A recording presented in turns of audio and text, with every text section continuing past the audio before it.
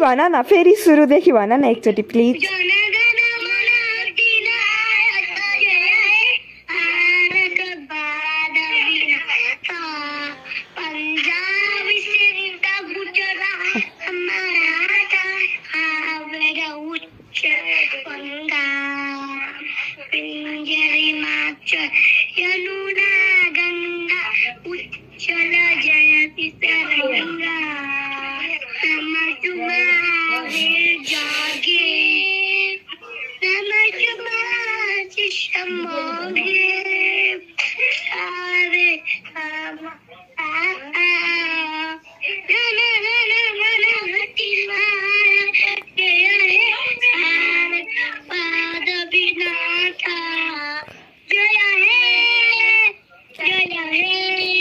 हो पुरै आउँदो रहेछ।